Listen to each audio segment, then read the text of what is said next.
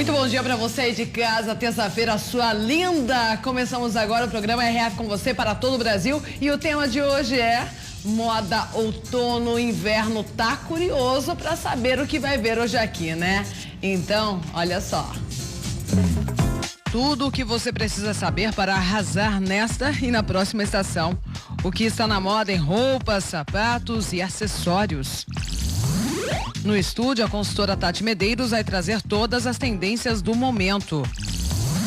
Tem ainda as principais notícias do dia, as consequências do terremoto na Bolívia aqui no Brasil. Homem põe fogo em hospital alegando demora no atendimento do filho. O RF com você está apenas começando. Apenas começando com muita informação para você nessa terça-feira. Pesquisadores do Rio de Janeiro e de Campinas recriaram o rosto de um ancestral carioca. Você vai ver como tudo isso foi feito e como era o homem que viveu no Rio de Janeiro há mais de 2.000 anos. Interessante, né?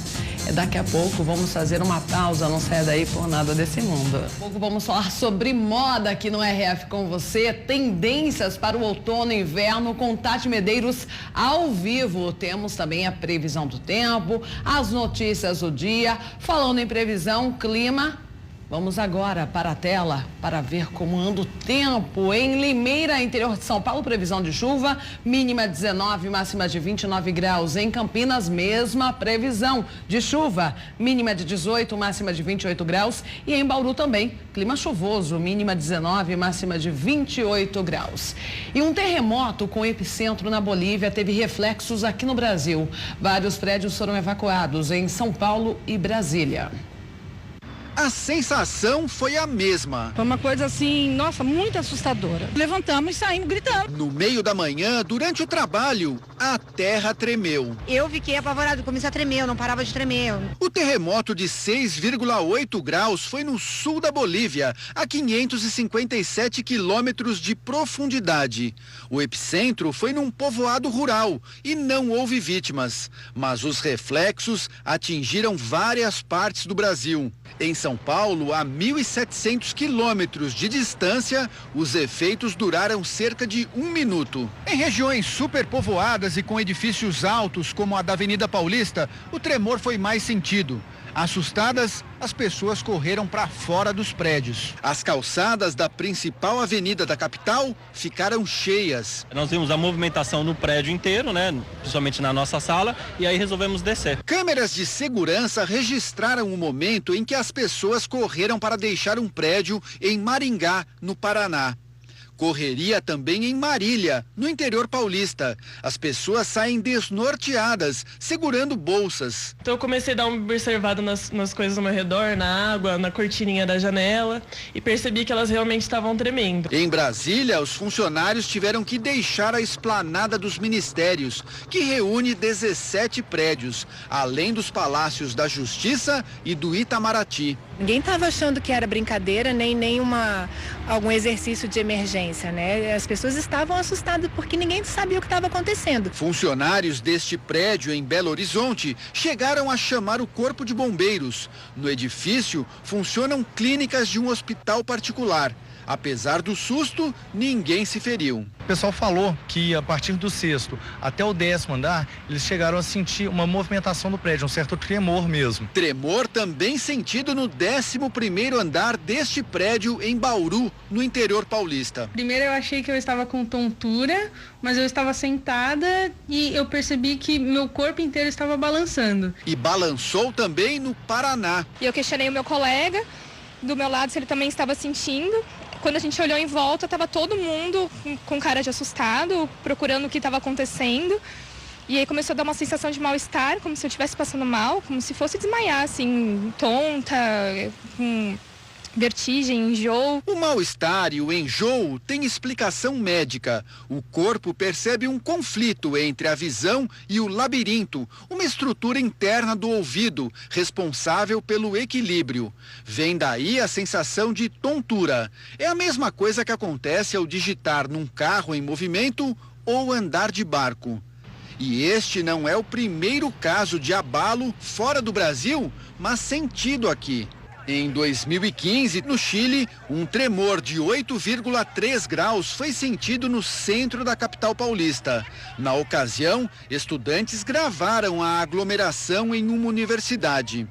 Apesar do susto dessa segunda-feira, o geofísico da Universidade de São Paulo tranquiliza. O risco de tremores violentos no Brasil é baixo. Esse tipo de abalo não causa grandes danos, dada a distância que ocorreu o abalo, é mais os reflexos mesmo e o susto que as pessoas tomam, mas não há motivo para preocupação. Assim. E que susto, né? Agora vamos para o Rio de Janeiro, onde aconteceu um arrastão. 4 carros foram roubados e houve tiroteio também com policiais. Ninguém foi preso até agora. Essa foto foi tirada por um motorista minutos depois do arrastão na altura do Clube Náutico Vasco da Gama, do lado do estacionamento do aeroporto Santos Dumont, no centro do Rio. O táxi e este carro preto foram abandonados no local.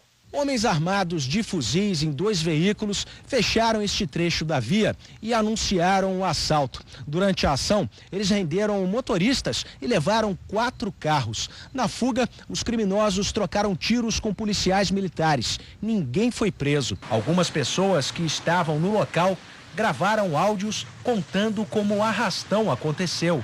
Tá tudo fechado as ruas, não dá pra passar não. Os caras de fuzil aqui, ó, assaltaram tudo. Os motoristas que tiveram os carros roubados já prestaram depoimento. As imagens das câmeras de segurança da região serão analisadas para tentar identificar os assaltantes. Já em Porto Alegre, um motorista de caminhão embriagado bateu em 5 veículos e atropelou 3 pedestres que estavam na calçada. Uma mulher morreu. O caminhão desgovernado atingiu 5 veículos estacionados na rua. Ele só parou quando bateu neste poste. Parte do bairro ficou sem luz. Eliette tinha acabado de chegar para trabalhar. O carro dela ficou destruído. Ele vinha em alta velocidade, eu estacionei, entrei na escola e ele passou. Quem viu o acidente contou à polícia que o motorista tentou fugir depois de subir na calçada e atropelar 3 pessoas. 2 vítimas foram encaminhadas a um hospital em estado grave e o motorista foi preso pela polícia. Foi identificado quem era o condutor, que já estava começando a sair do local. A Polícia Civil segurou e iniciamos os desvios de ônibus. Uma das vítimas, Maria Aparecida Corrêa Barbosa, de 67 anos, morreu durante a noite no pronto-socorro da capital. O motorista fez o teste do bafômetro. Ele estava embriagado. Segundo os policiais, ele trabalhava há 1 semana como ajudante em uma empresa de mudanças. Eu nem sei para onde é que ele ia na realidade, porque não tem autorização nenhuma de pegar o caminhão. Responsável. E um homem colocou fogo na recepção de um hospital alegando demora no atendimento do filho. O caso aconteceu no Rio Grande do Sul. O homem chega na recepção com um facão e uma garrafa. Ordena que todos saiam. Assustados, pacientes e funcionários obedecem. Ele derrama gasolina no balcão e coloca fogo. As chamas ficam intensas, se espalham pela sala, que é a entrada para a emergência do hospital. O motivo do incêndio seria a demora no serviço. O homem aguardava atendimento para o filho há cerca de 2 horas.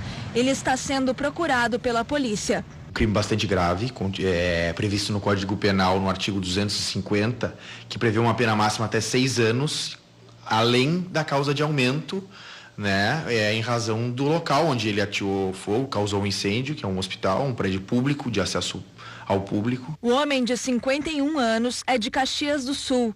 Ele tem antecedentes criminais por roubo e homicídio. O Hospital Bruno Born se manifestou em nota dizendo que, além do prejuízo material, teve também o prejuízo psicológico aos funcionários.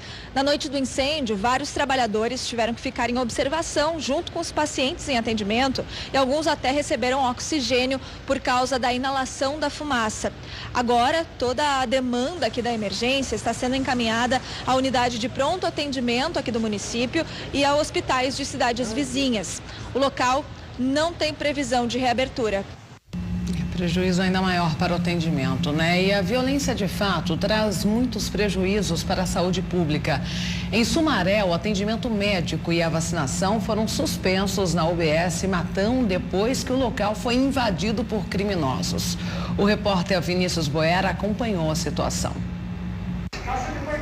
Quem procurou a unidade básica de saúde à tarde foi atendido normalmente. Situação bem diferente do começo desta segunda-feira, quando a UBS do bairro Matão suspendeu consultas e vacinação depois de ser alvo de furto. Segundo a Guarda Municipal de Sumaré, os criminosos invadiram o local na madrugada, arrombaram 2 portas e fugiram com o computador e o aparelho utilizado para medir a pressão. O crime só foi percebido no início da manhã, quando a primeira funcionária chegou para trabalhar.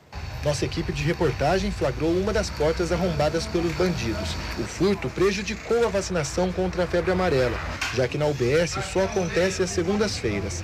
Quem mora no bairro está preocupado com a segurança. Totalmente a gente fica inseguro, porque a gente vem para uma consulta, não sabe se qualquer momento vai entrar um nóia, né, falar a verdade, e vai fazer coisas erradas com a gente, então a gente fica inseguro. Isso é muito ruim pra gente, né, para o bairro, tudo, né, é muito ruim. Acho que mais policiamento, né, acho que um pouco mais de policiamento, por mais segurança aí, senão a coisa cada vez está piorando mais aqui no bairro, viu? Bom, e após um super assalto no aeroporto de Viracopos, nada mudou e a insegurança continua. O Sindicato dos Aeroportuários cobra uma posição das autoridades. Uma área de 8 quilômetros quadrados, por onde passam mais de 700 mil pessoas por mês e parte da riqueza do Brasil, no segundo maior terminal de cargas do país. Desde o assalto milionário no início de março, poucas mudanças foram vistas em Viracopos. O terminal conta com 1.000 câmeras de monitoramento e 32 postos de segurança. Tem base da Polícia Militar, Civil e Federal. Mas quem circula pelo aeroporto encontra locais abandonados, sem vigilância. A fragilidade do aeroporto de Campinas tem se intensificado com demissões em massa de funcionários. Foram demitidos perto de 200 funcionários, muitos deles da área de segurança. No dia 5 de março, bandidos entraram no terminal de cargas com um carro igual ao da equipe de segurança. Renderam 2 vigilantes e, sem dar nenhum tiro, roubaram 16 milhões de reais em dinheiro vivo. O container com as notas estava numa aeronave com destino à Suíça, que fazia escala em Viracopos. Até agora, ninguém foi preso. A Polícia Federal informou que as investigações do assalto continuam e sob sigilo. Novas medidas de segurança estão sendo discutidas com a administração do aeroporto e outras autoridades. Mas o que se sabe é que até agora nada foi implantado. Viracopos mantém o mesmo esquema de segurança do dia em que foi assaltado.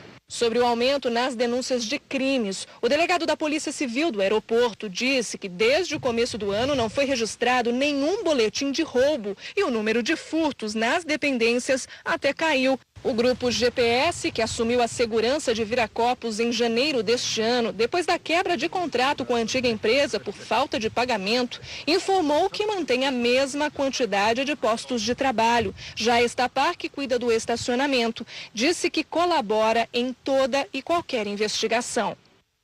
Bom, e agora a gente vai chamar a atenção para um problema ignorado por muitas pessoas. O uso de equipamentos náuticos e o risco que eles representam. É que o acesso é fácil e a fiscalização não dá conta de verificar a habilitação dos condutores. O resultado disso é um número de acidentes que não para de crescer.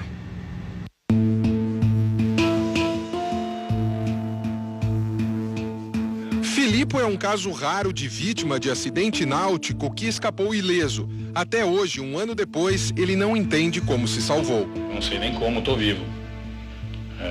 Eu vi entrar a ponta do barco do meu lado, dentro da vela. Se tivesse para cá de 10 centímetros, ia pegar em cima de mim. Era morte instantânea. Não ia sobrar nada de mim. Ele velejava numa prancha de windsurf com mais 2 amigos na represa de Guarapiranga, zona sul de São Paulo. Neste vídeo, gravado pela mulher de um dos velejadores, dá para ver a lancha avançando em alta velocidade pelo lado esquerdo até atingir em cheio a vela de Filipe. Ele escapou sem ferimentos. Mas não é assim que normalmente acabam acidentes desse tipo. Alta velocidade, imprudência e muitas vezes embriaguez formam uma combinação perigosíssima. No domingo de Páscoa, uma mulher de 26 anos foi atropelada por um barco enquanto praticava stand-up paddle com o namorado, no Guarujá, litoral de São Paulo. O braço de Thaís Souza Machado foi decepado pela hélice da lancha que puxava um bote inflável. A jovem foi socorrida e encaminhada ao hospital. Thaís passou por cirurgia, permanece internada e se recupera bem. O namorado não se feriu. Um inquérito vai apurar possíveis causas e responsabilidades. Também no feriado de Páscoa, 2 pessoas morreram e pelo menos 2 banhistas ficaram feridos depois de serem atropelados por uma lancha em Angra dos Reis, no Rio de Janeiro. Estas imagens mostram o socorro às vítimas, turistas de São José dos Campos, no interior de São Paulo. O condutor da embarcação que atropelou o grupo foi preso e indiciado por duplo homicídio culposo, ou seja, sem intenção de matar. As histórias se repetem e mostram como os frequentadores das praias do litoral estão desprotegidos diante da imprudência. Agosto de 2017, Itanhaém, litoral sul de São Paulo. O passeio de barco de uma família foi interrompido quando uma moto aquática se chocou contra a embarcação. O piloto, Hermínio Pereira, não tinha habilitação. Ele morreu na hora. O barco naufragou, mas os passageiros conseguiram se salvar. Em Brasília, uma batida entre 2 barcos deixou várias pessoas feridas no Lago Paranoá em 2014. Além da alta velocidade, foram encontradas latinhas de cerveja com o grupo. Em Cabo Frio, no Rio de Janeiro, uma menina de 10 anos, que passeava num bote inflável, morreu depois de ser atropelada por uma lancha em alta velocidade. Com a criança estavam mais 19 turistas, 3 deles ficaram feridos. O motorista da lancha não prestou socorro às vítimas. O número de acidentes poderia ser bem menor se todos os pilotos de embarcações respeitassem as normas da autoridade marítima.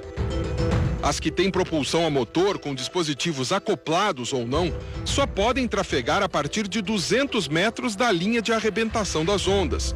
Já para as embarcações a vela ou a remo, a partir de 100 metros dessa linha base. Outra regra estabelece que os equipamentos de aluguel devem ter áreas de operação delimitadas por boias. Mas na prática, nem sempre é assim que funciona.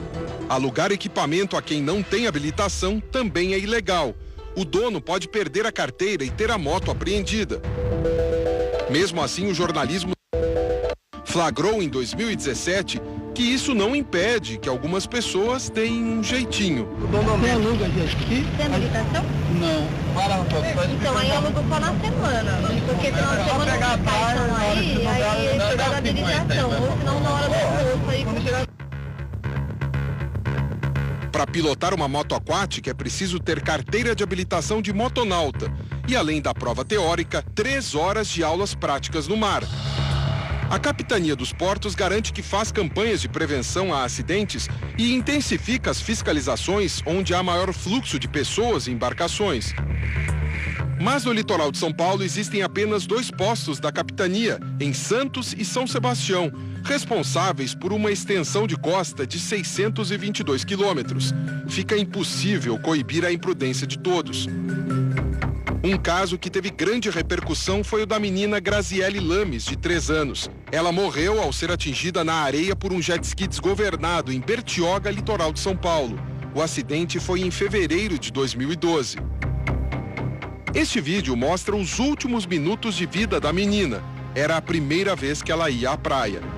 A mãe de Graziele falou ao jornalismo e relembrou o momento em que a filha foi atropelada. A gente estava na beirada, da onda estava batendo, a gente queria fazer um castelinho de areia. Aí ela falou para mim assim, mãe, aqui não dá água, vai atrapalhar. Então eu soltei a mão dela, ela andou uns 3 passinhos pequenininhos. E a gente estava brincando, eu não escutei barulho de nada, de jet ski, não escutei ninguém gritando, do nada. O jet ski passou entre meio nós duas.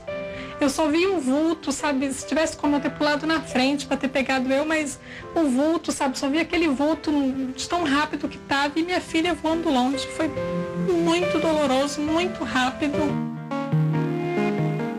O jet ski era pilotado por um adolescente de 16 anos. O equipamento pertencia ao padrinho dele, José Augusto Cardoso. O empresário foi condenado a 2 anos e 4 meses de prestação de serviços comunitários por homicídio culposo e lesão corporal culposa.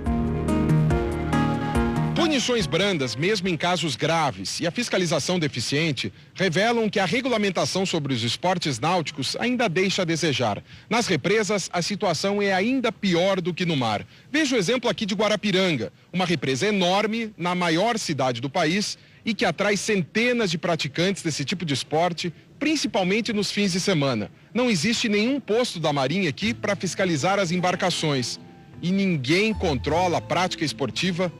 Filipe viu como faz falta um posto de fiscalização na hora de cobrar providências após o acidente que sofreu. Só depois de 2 meses ele foi chamado a prestar depoimento e para isso precisou ir até Santos, na capitania dos portos.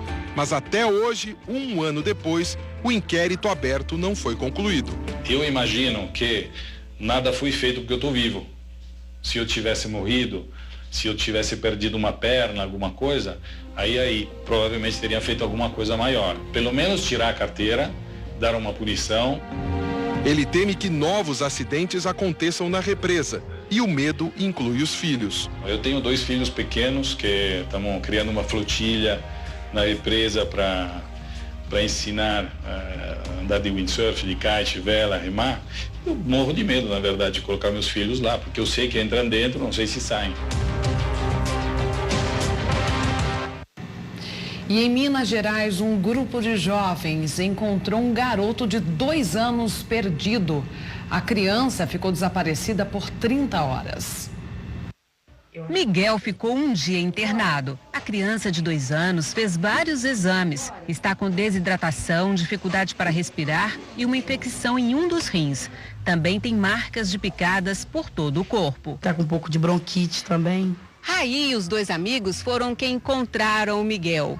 Eles não conheciam a família, mas quando ficaram sabendo do caso, foram até o local ajudar nas buscas. Hoje, passado o susto, eles vieram reencontrar o garotinho. Eu vi ele lá no mato, eu chamei ele, eu peguei ele desse jeito assim, abracei, levantei ele para o céu, agradecer a Deus, falei, meu Deus, muito obrigado por ter achado ele. A criança ficou mais de um dia desaparecida. A família acampava nesta área de mata, em Betim, na região metropolitana de Belo Horizonte. Na sexta-feira, a mãe foi trabalhar e o pai ficou com os 2 filhos. Ivan saiu para buscar lenha e deixou Miguel com um irmão de 7 anos. Foi nesse momento que o menino desapareceu. O Corpo de Bombeiros e a Polícia Militar fizeram buscas com a ajuda de cachorros farejadores e de 2 helicópteros e não encontraram o garoto. É uma alegria tremenda. Os 3 amigos levaram Miguel para a delegacia, onde a mãe prestava depoimento. Ô, Miguelzinho! A polícia quer saber se Miguel saiu sozinho ou se foi sequestrado. Mas o mais importante agora é que ele voltou para os braços dos pais. Te agradeço de coração que você ter entrado lá e não desistido de lutar pelo meu filho. E atenção, trabalhadores de São Paulo e Mato Grosso do Sul. A Justiça vai obrigar a Caixa a pagar o valor referente ao PIS para aquelas pessoas que não fizeram um saque nos últimos 5 anos. A medida vale para os trabalhadores de São Paulo e do Mato Grosso do Sul. A decisão é resultado de uma ação civil do Ministério Público Federal, que alega que a Caixa e o Banco do Brasil não estariam divulgando aos trabalhadores que eles têm direito ao dinheiro. As pessoas que trabalharam um ano inteiro e que ganham até 2 salários mínimos mensais têm direito a receber o abono equivalente a 1 salário mínimo anual. Até então, quem não sacasse o abono dentro do prazo estipulado pelo governo perdia o benefício e o dinheiro era repassado ao Fundo de Amparo ao Trabalhador. Agora, com a decisão, os valores não sacados devem ser mantidos nos bancos, em vez de serem repassados. A sentença condenou ainda a União a pagar R$ 477 mil por danos morais coletivos, que devem ser depositados no Fundo de Defesa de Direitos Difusos, que, por lei, tem que usar o dinheiro para indenizações de interesse coletivo. Vai ajudar muita gente, né? E a Anvisa quer regulamentar a venda e o uso de suplementos alimentares. O uso desses produtos tem crescido em todo o Brasil. Guilherme usa suplementos alimentares há 10 anos. Na hora de escolher os produtos, o personal trainer procura as marcas mais conhecidas. O suplemento ele começou a fazer parte da minha rotina, né? Então hoje eu utilizo suplementação 3 vezes ao dia, que é antes do treino, pós-treino e antes de dormir. O consumo de suplementos alimentares só aumenta no Brasil. Em 6 anos, o faturamento do mercado de suplementação passou de 637 milhões para quase 1,5 bilhão de reais. De acordo com a Brasnutri, a associação nacional que representa as fábricas do setor. A Agência Nacional de Vigilância Sanitária quer regulamentar a venda de suplementos alimentares. Apesar de serem muito consumidos, eles ainda não estão previstos nas leis sanitárias brasileiras. O primeiro passo vai ser definir o que pode ser classificado como suplemento. Depois, as empresas vão ter que comprovar a eficácia dos produtos. Ele tem que ter a comprovação básica científica. Ele não é para tratar doenças. Ele é feito, como o próprio nome fala, para complementar, para suplementar a alimentação de uma pessoa saudável. Quem usa não tem a garantia de que as informações contidas nos rótulos realmente são validadas. Por isso, a proposta também pretende definir o que pode conter no suplemento, os limites dos nutrientes e os benefícios à saúde. A ideia é levar mais segurança aos consumidores. Se ingere esse produto sem orientação, você pode tranquilamente estar desenvolvendo um quadro de alguma doença que muitas vezes, e aí é que está o grande problema, não vai se manifestar agora. Bom, agora um recorde lá no Paraná. Um agricultor é o dono do maior pepino do mundo, é isso mesmo, ele pesa mais de 40 quilos. O recorde atual é da Inglaterra, com um pepino de apenas 13 quilos. Vamos conhecer agora. No supermercado, ninguém consegue acreditar. Você consegue imaginar um único pepino que tem 70 centímetros e mais de 40 quilos? Dá para acreditar se eu te contar que existe? Não. Só se vê, né? Só se vê, só vendo para acreditar. É verdade. Não acredito não. Parece história de... É história de pescadores aí. Mas pesando 41 quilos com 70 centímetros, ele existe. O pepino gigante foi produzido pelo Francisco, conhecido como Chico Neto. Na roça, ele trabalha com essa variedade há 12 anos. O recorde impressionou todo mundo. O pepino é mais pesado que o neto do seu Francisco. Quantos quilos você pesa? 38. Quanto tá pesando o pepino aí? 41. Então o pepino é mais pesado que você? Sim. O cultivo do pepino recebeu ingredientes especiais. Eu coloquei palha de café, quirera de milho, torta de mamona, esterco de galinha e... O que mais coloquei lá? Eu coloquei tudo. Eu triturei cana também, misturei tudo. Deixei 6 meses até curtindo lá, né? No supermercado, o pepino que está todo mundo acostumado a ver é este aqui. Se a gente for levar em consideração, ele tem um tamanho razoável. Mas na balança, não chega nem perto do pepino gigante. Pesa 500 gramas. Daqui a uns 2 meses a gente faz doce dele, né? Você tira a casca, tira o miolo e faz as fatias no comprimento dele, né? Só coloca canela, cravo e açúcar. O doce tá cozinhado, cozido tá bom. É doce pro ano inteiro, hein? Vamos falar das redes sociais. E aí, já fez aquela selfie bonita me assistindo? Já? Então manda para o nosso WhatsApp, 19971024854. Daqui a pouco, produção, já posso mostrar algumas participações? Posso?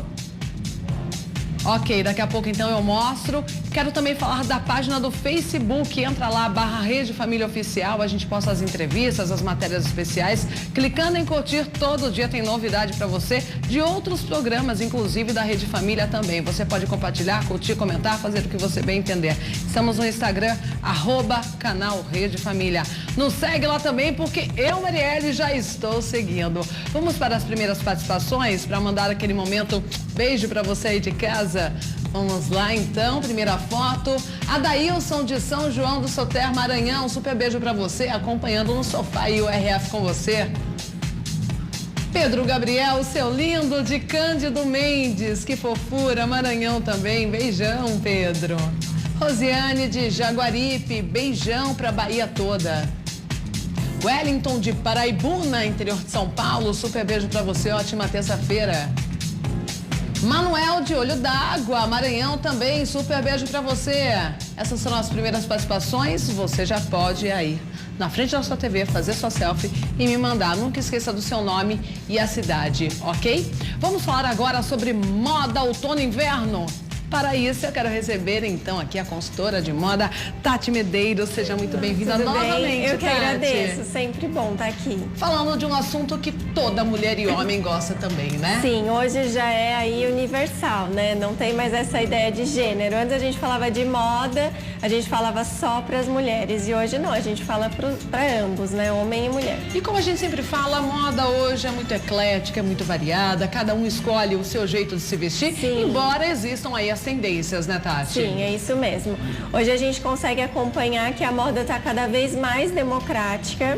A gente não tem mais aquela ideia de 4 tendências dentro da estação.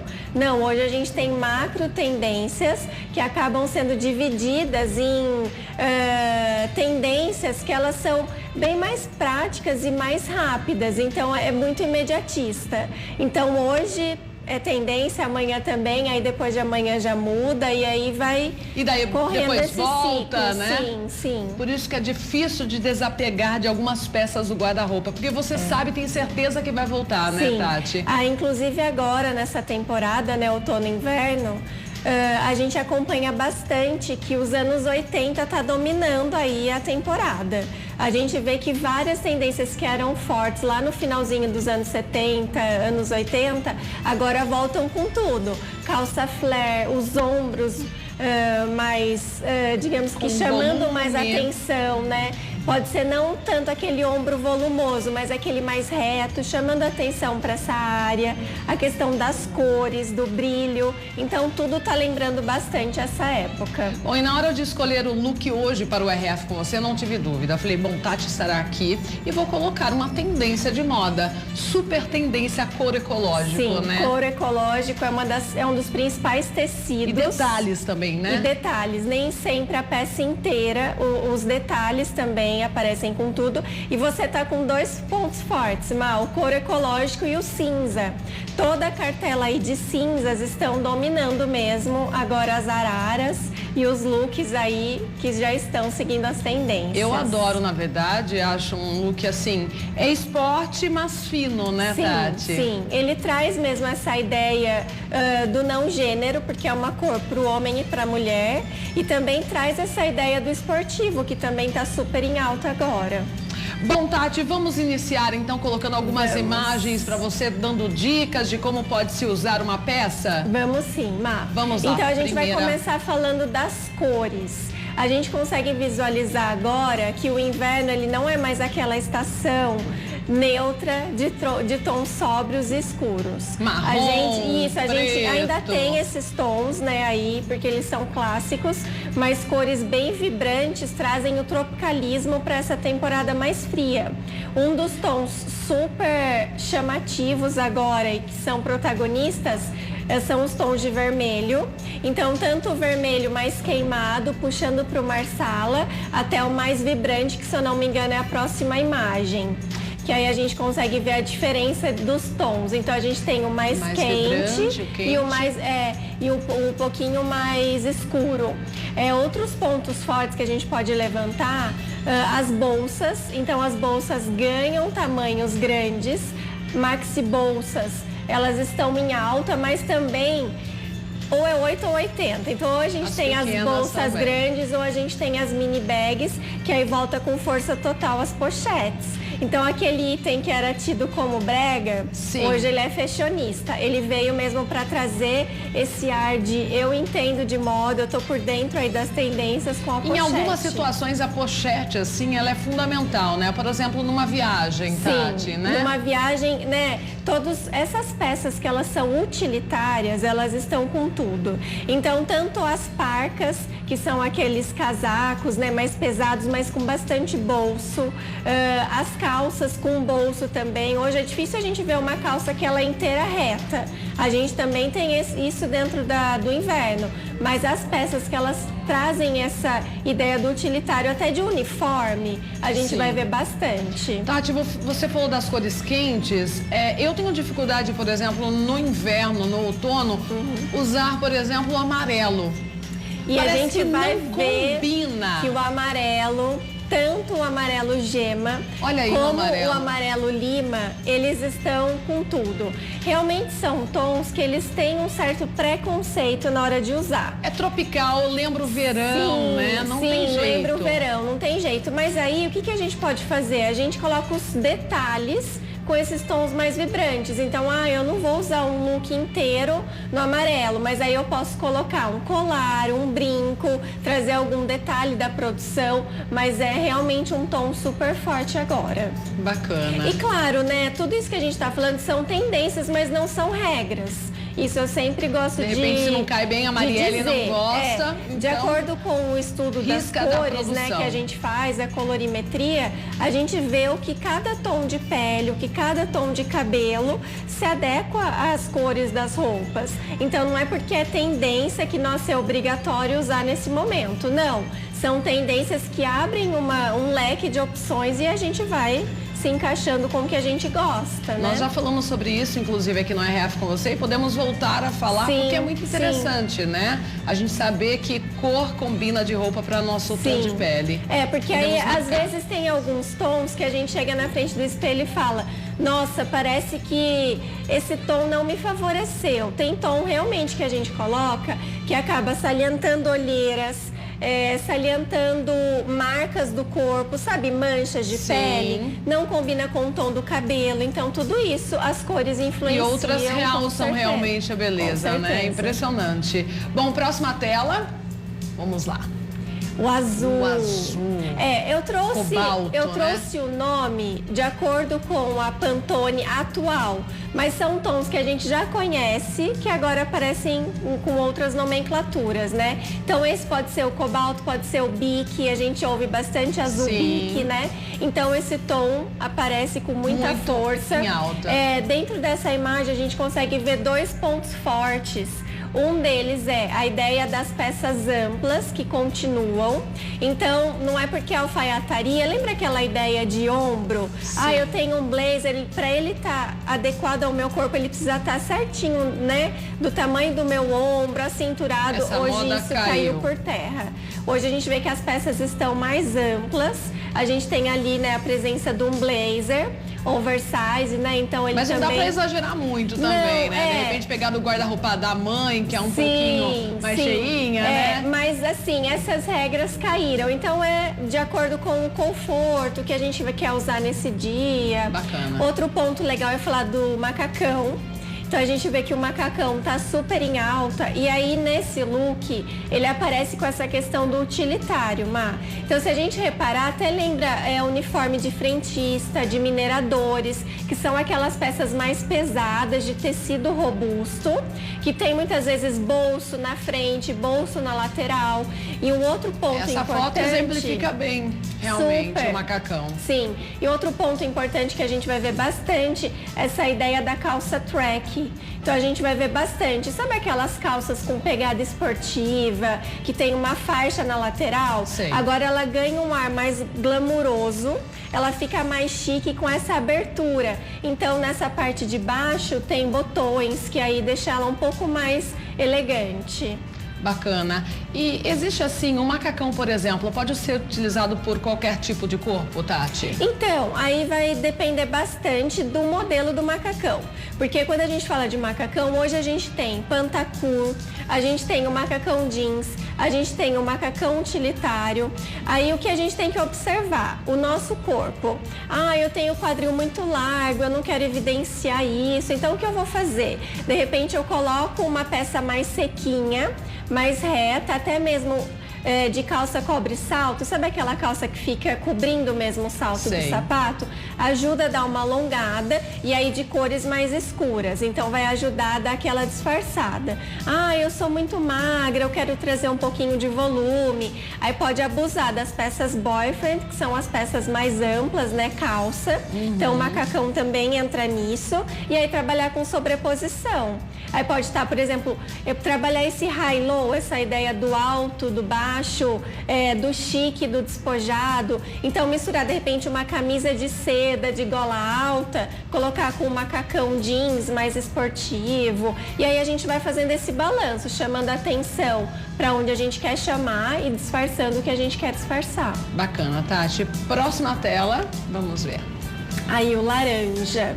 Mais um tom aí muito usado no verão tropical, bem né? tropical, com certeza. É claro que essas imagens a gente traz as tendências de uma maneira exagerada, conceitual, que é o que acontece no desfile, né? Então a gente vê os desfiles, as peças bem exageradas. A gente olha nos desfiles, Tati, a gente fala, mas não é possível, isso aí não vai ser utilizado. Mas isso, por que é tão exagerado, por que é tão conceitual? Para quando as pessoas entendidas do assunto, que estudam a moda, que daí trazem as tendências para as lojas, né, para nossa realidade, conseguir tirar a ideia conseguirem captar qual que é o foco. Então, de repente, no desfile, ou de repente uma blogueira que a gente segue, tá usando a roupa de uma maneira exagerada, é mais para pontuar aquela tendência. E aí a gente vai trazer para nossa realidade. Entendi. E aí o laranja, né, voltando para esse tom super vibrante, a gente vai ver bastante os looks monocromáticos. Então, tudo de uma cor só, mudando de repente variação de tons. Sem muita estampa. Sim, a gente vai ver o laranja puxando mais pro caramelo, que hoje a gente chama de camel, então a gente vai ver bastante o caramelo, que aí vem mais para nossa realidade, né, Mai? Então uma bota caramelo, a gente vai ver bastante camisa, saia mostarda, que aí é aquele laranja. Peças em couro também, ecológico, peças em couro, né? Ecológico também nesse tom. Então aí a gente vai se adequando com o que a gente gosta de usar também, né? Esse tom eu acho que combina bastante comigo, inclusive o caramelo. Tati, eu andei prestando atenção em algumas lojas em relação a saias e vestidos. Mini não vai ser usada nessa estação. O Esquece. mini tá lá escondidinho. A gente deixa pro verão mesmo. Sim, a gente vai ter o mini usado de uma maneira diferente. A gente vai ver o mini com sobreposição. Então, de repente, você tá com uma calça que o forro é mini, então parece uma hot pant, né, bem curtinho, e aí você tem o restante da peça transparente por cima. Mas aquela saia mini, shorts mini, a gente não vai ver. O comprimento da vez é o midi. Então, aquele comprimento que fica na altura do joelho, intermediário, né, no meio da perna, um pouquinho acima do tornozelo, esse comprimento realmente é o comprimento da vez. Que estará em alta. Tanto que ele já veio aparecendo nas últimas estações. E agora chegou para ficar. Né, e agora chegou para ficar. E a mini saia, de repente, com uma bota cano longo e uma meia escura? A gente tem que tomar um certo cuidado, porque a gente já tá chamando a atenção para essa área da perna, porque tô usando uma peça mini. Então, de repente, um mini vestido, né? Alguma peça assim. Aí, se eu colocar aquela bota de cano muito alto, que a gente chama de over the knee, é a bota acima do joelho, aí a gente vai ter um look um pouco mais pro sexy, pro sensual. Dependendo do lugar que você for, do ambiente, não é isso que você vai querer. Aí, a meia calça, ela tá meio adormecida. Ela deu espaço às meias, soquetes, as meias na altura do tornozelo, inclusive eu trouxe algumas imagens. Se você lembrar, mas lá nos anos 80, anos 90, não tinha aquelas meias de lurex, meia que tinha até um babadinho na parte de cima. Sim, me lembro. A gente vai ver bastante. De uniforme de escola, inclusive. A gente vai ver bastante essa meia agora, usada com sapato, trazendo essa praticidade. Dá um ar boneca. Sim, é um romântico mais jovial, né? Então aí a gente deixa a meia calça um pouquinho de lado e vai ver bastante as meias curtas. Legal, boas dicas, Tati. Próxima imagem. Olha, aí a gente tem dois pontos também super legais. Um deles é o destaque para os pés, então bota vermelha, tá com tudo, ela só divide espaço com a bota branca. Então essas duas peças que a gente tinha um certo receio na hora de compor, agora a gente vê que elas estão aí protagonizando as lojas. E aquele negócio, né, Tati, em relação à cor, combinação, o verde militar ali com o vermelho. Sim. Olhando assim, de repente, no guarda-roupa, a gente não tem noção. Sim. Que combina, aí, o bacana, o que é? A gente conseguir mesclar essas cores, colocar cores quentes com cores frias, cores sóbrias com tons vibrantes. Preto e branco é um clássico, né? Então a gente vê em qualquer uma das temporadas. Aí a gente pode trazer um ponto de cor para essa produção.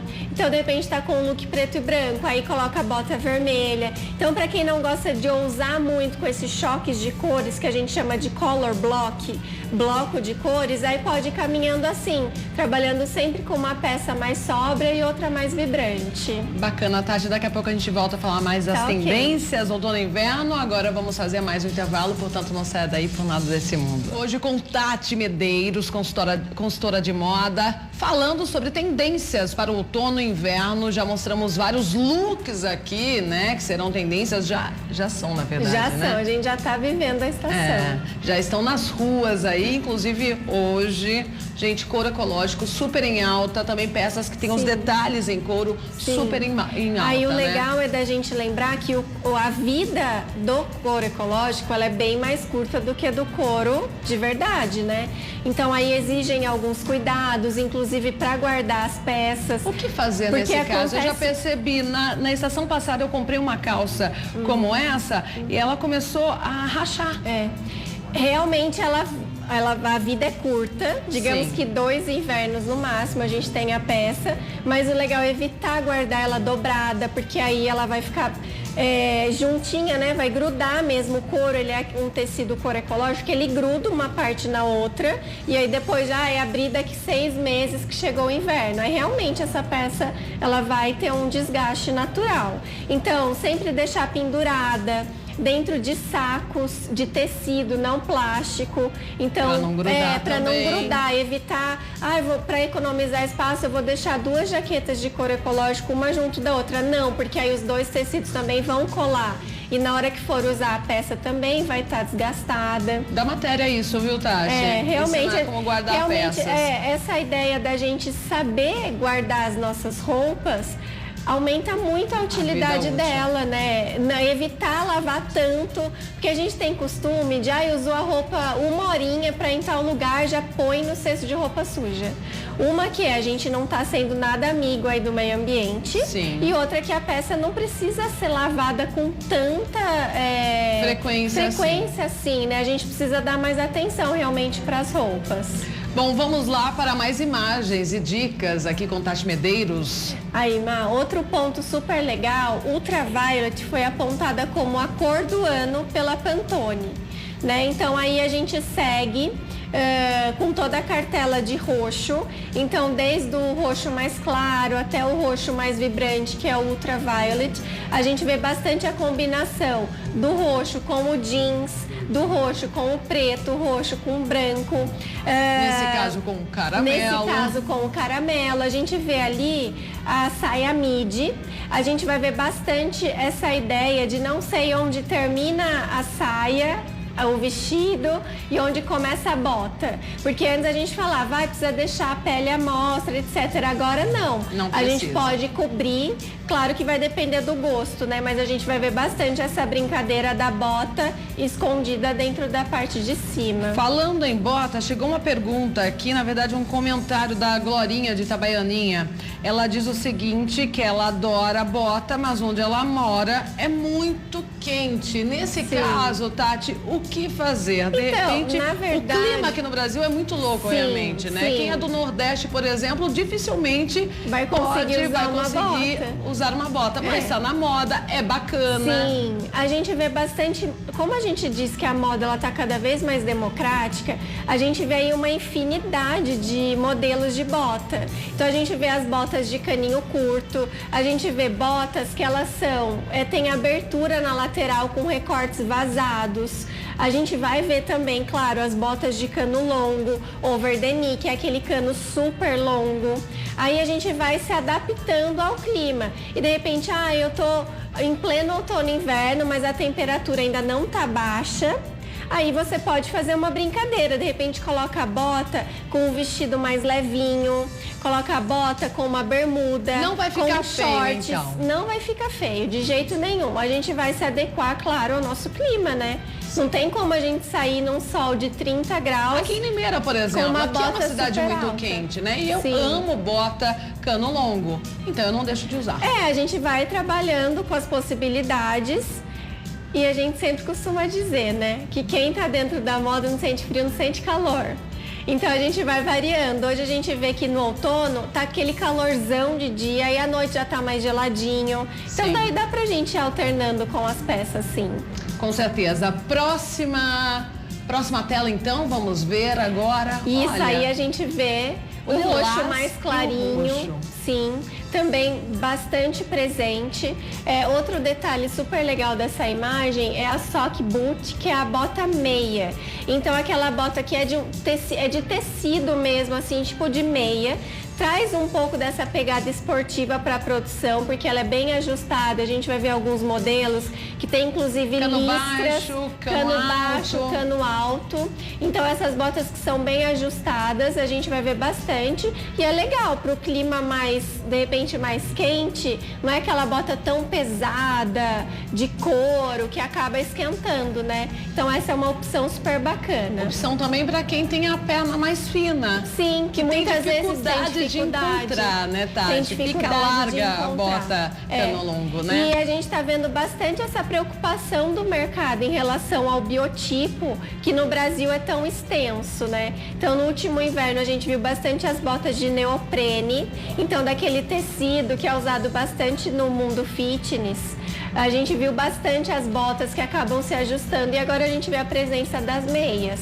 Bacana. Olha, temos uma opinião aqui, Tati Medeiros, a mais bela modelo. Entende de moda. Obrigada. O Wellington mandou essa opinião. Obrigada. Vamos lá, próxima tela.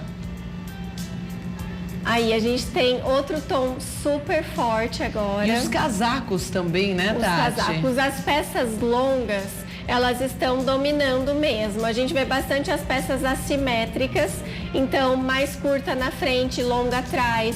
Os casacos bem longos, inclusive aqueles casacos que cobrem até um pouco da mão.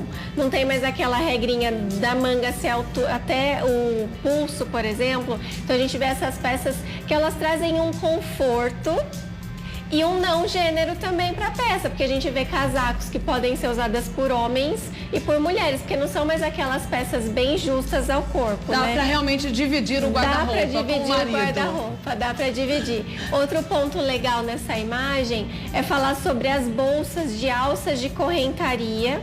Então, as bolsas que elas eram vistas somente para ocasiões especiais, para festa, né? Aquela bolsa que a gente deixava guardadinha.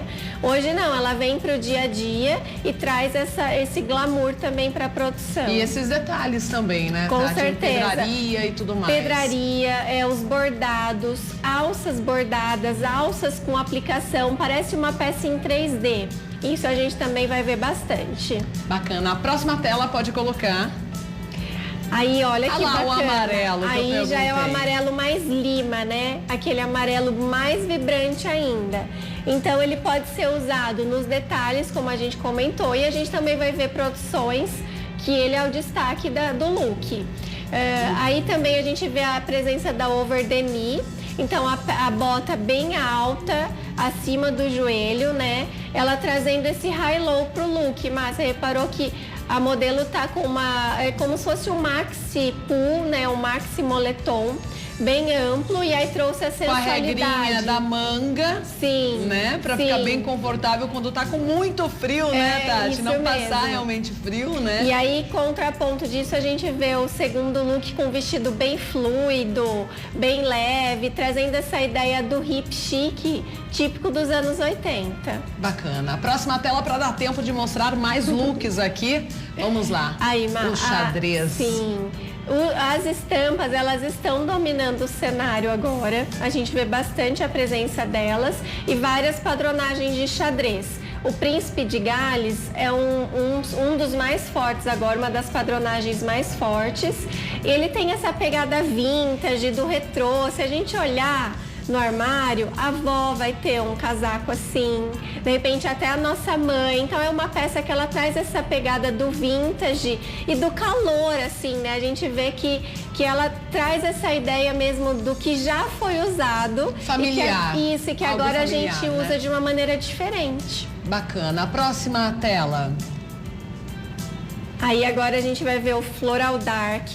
Então é o floral com um fundo bem escuro, trazendo esse tropical de uma maneira invernal para a produção, né? Então a gente vai ver bastante, independente se o fundo é preto ou se o fundo é azul marinho, mas tons escuros, trazendo o floral para frente, destacando o floral, também super em alta. Certamente todo mundo tem alguma transparência também no guarda-roupa do inverno passado. Sim, porque estava super em alta. Então pode tirar do armário, porque vai usar com certeza, trazendo essa ideia mesmo do sensual de uma maneira mais romântica. Então, fazendo a sobreposição com tops de renda, com peças que lembram mesmo uma lingerie. A gente viu bastante isso até no... Vai continuar. Agora no último Oscar, a gente viu...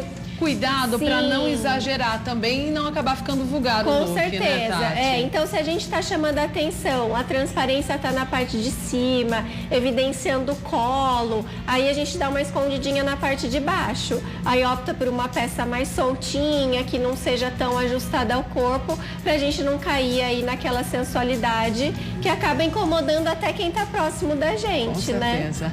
Tati sempre ama as dicas de moda aqui, viu? Bom. Já está convidada para voltar e falar sobre mais tendências. Sim, o inverno ainda tem mais uns 4 meses, tem bastante assunto. Muito obrigada. E vamos falar também sobre a questão das cores, cor de pele com roupa. A gente já tinha falado aqui, mas eu acho um assunto interessante. Acho que todo mundo quer saber qual cor, qual tom combina mais com a pele, né? Sim, isso mesmo. Obrigada, Tati. Seja sempre bem-vinda. Obrigada. Vamos para mais uma notícia do dia. Pesquisadores do Rio de Janeiro, em parceria com a Universidade de Campinas, reconstruíram digitalmente o rosto de um brasileiro que viveu há 2000 anos, gente. Ele seria um carioca e o resultado é impressionante. Vamos ver. Um punhado de ossos e um desafio. Descobrir como era o rosto e os hábitos do dono desse crânio. Um morador do Rio de Janeiro que viveu na época de Cristo, ou seja, 2000 anos atrás. Pelos exames feitos no esqueleto, o homem morreu com 38 anos. Ele tinha 1,50 m de altura. Para os padrões de hoje, seria baixo. Mas na época em que viveu, tinha estatura mediana. E não há marcas de violência para explicar a morte. Ele recebeu o nome de Ernesto. Os ossos de Ernesto foram encontrados na década de 80. E só agora, quase 40 anos depois, o rosto foi reconstituído por meio da computação gráfica. Chegar até esse resultado foi um processo longo de pesquisa, realizado por cientistas da Universidade Federal do Rio de Janeiro. Entre os vários ossos encontrados na região, os de Ernesto eram os mais bem preservados. Fotos dos ossos foram encaminhadas para a Universidade de São Leopoldo Mandic, em Campinas, interior de São Paulo. A unidade ficou responsável pela parte computadorizada da pesquisa. A repórter Camila Busnello esteve lá. Para reconstruir o rosto de Ernesto, o especialista usou pelo menos 80 fotos do crânio enviadas pelos arqueólogos do Rio de Janeiro. Aí, com a ajuda da tecnologia, conseguiu reproduzir os músculos e chegar à face do brasileiro. Com base nessas imagens, os pesquisadores construíram um modelo digital em 3 dimensões do crânio de Ernesto. E o Ernesto, ele não apareceu assim, de repente. Ele foi aos poucos sendo formados com base na contribuição que cada membro da equipe fazia, né, dentro da sua área de especialidade, né, até que a gente, então, no momento chegamos ao consenso que o Ernesto, essa aparência facial, ela é tecnicamente o mais próximo do compatível com o que ele poderia ter enquanto estava vivo. A partir de marcas deixadas pelos músculos nos ossos, os cientistas foram aos poucos preenchendo o rosto. Depois dos músculos, o computador faz a simulação das cartilagens do nariz, dos olhos e das glândulas salivares, estruturas que contribuem para o formato da face humana. A pele foi a etapa seguinte. Essa camada respeita o desenho do crânio e dos músculos. E, finalmente, o rosto do desconhecido se revela. Nós optamos por colocar algumas linhas de expressão facial para que elas dessem a ideia, por exemplo, que o estilo de vida que ele levava naquela época, né, muito exposto aos elementos da natureza, né, a gente imagina que isso tenha deixado marcas no rosto dele. Um trabalho que envolveu uma equipe multidisciplinar para revelar o rosto desse antigo brasileiro. O fóssil humano mais antigo do Brasil é a Luzia. Ela tem 12 mil anos, 10 mil a mais do que o Ernesto. E foi encontrada em Minas Gerais na década de 70. A comparação entre Luzia e Ernesto é intrigante. O rosto dela foi revelado por cientistas ingleses. Ao contrário de Ernesto, Luzia tem traços associados aos negros. Isso milênios antes dos africanos serem trazidos ao território brasileiro como escravos. A descoberta joga dúvidas sobre a teoria de que apenas os índios ocupavam o lugar onde depois seria o Brasil. O esqueleto de Ernesto foi encontrado neste local. Hoje a região é um centro de treinamento do Exército e tem acesso restrito. Por aqui existiam os chamados sambaquis, estruturas com conchas construídas pelo homem e que funcionavam como cemitérios. O Museu Nacional, um dos maiores de História Natural e Antropologia das Américas, guarda uma amostra. A peça do museu é um pequeno amontoado, mas 2.000 anos atrás, essas estruturas chegavam a ter 30 metros de altura e 400 metros de extensão. E essas conchas ajudam a preservação do osso. Sorte para os arqueólogos que vão trabalhar os remanescentes ósseos e podem de fato... Seria melhor do que enterrado, no caso, na terra? Seria melhor do que enterrado na terra, porque dependendo da terra, ela pode ter um pH ácido, o que vai destruir o osso com mais rapidez. Quem sepultou o Ernesto provavelmente não sabia que as conchas iriam preservar os ossos. Mas foi assim que essa pessoa ajudou a contar a história do Rio de Janeiro, 1.500 anos antes da chegada dos portugueses. Quando nós fizemos um estudo dos ossos do Ernesto, nós vimos basicamente que ele não apresentava nenhuma cárie, o que é característico de um grupo que tem uma dieta pobre em carboidratos e rica mais em proteína. Inclusive, o alto desgaste dentário encontrado nele diz uma dieta mais abrasiva, mais fibrosa. A alimentação de Ernesto devia ser restrita aos peixes e crustáceos, espécies que ainda são encontradas em abundância na região de Guaratiba. Os braços do esqueleto apresentavam artrose. Para os pesquisadores, um sinal de que Ernesto trabalhava com força. Que a gente pode pensar, inclusive, como o ato de remar. Nós falamos de uma região onde o Ernesto morava, que era um mangue. Mas será que os moradores do Rio, em 2018, se identificam com o rosto do ancestral? Eu acho que ele tem algumas características mais assim, voltadas para os índios. Alguma semelhança? Ai, acho que não, né? Alguns conseguiram ver através dessa imagem um pouco da personalidade dos cariocas. É uma fisionomia de uma pessoa típica do carioca, alegre, uma pessoa descontraída, uma pessoa comunicativa. Bom, é a tecnologia, né? Bacana. Bom, exagerou no feriado. Eu, Marielle, exagerei demais, viu, gente? Quem nunca, não é mesmo? Ovos de chocolate, almoço de domingo e os encontros com amigos durante a folga, que muitas vezes é regado aí a comilança. Por isso agora você vai ver aqui algumas bebidas detox, sabe? Para te ajudar. Vamos ver. Bati com ele. A sensação de inchaço tem explicação. Para essa nutricionista especializada em nutrição ortomolecular, isso acontece porque os alimentos consumidos no feriado de Páscoa geralmente são gordurosos e cheios de açúcares. Vamos pensar que aí no domingão de Páscoa, né, a gente sobrecarregou 3 órgãos, né? Sobrecarregou o intestino, porque consumiu muito açúcar, né? Então esse intestino tá com toda a flora alterada. O fígado, muitas vezes, né? Consumo de carnes gordurosas, bebida alcoólica.